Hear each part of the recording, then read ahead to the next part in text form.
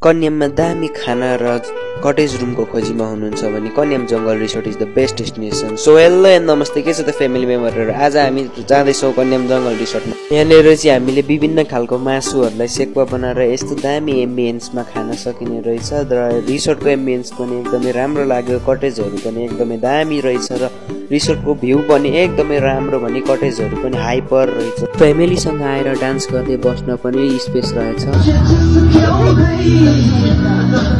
काउन्टरमा बस्नुहुने मेम्बरहरू पनि एकदमै राम्रो हुनुहुँदो रहेछ भने काउन्टर र किचन पनि एकदमै राम्रो रहेछ। खाना सर्भिस र सर्भिङ तरिका पनि एकदमै राम्रो लाग्यो। खाना पनि एकदमै मिठो रहेछ टेस्टमा, भने खाना चाहिँ रुम टु रुम सर्भिस हुँदो रहेछ। रुम चाहिँ भने कटेज पनि एकदमै दामी रहेछ, भ्यू पनि दामी आउने, अनि टप कटेजहरू पनि दामी र टपबाट चाहिँ रिसोर्टको डल्लै भ्यू आउने रहेछ। अब यो सबै कुराहरू पाउनुहुनेछ उहाँबाट। तपाईँले कन्याम जङ्गल रिसोर्टमा हस्त धन्यवाद। Do like, comment, share, subscribe for the more update of the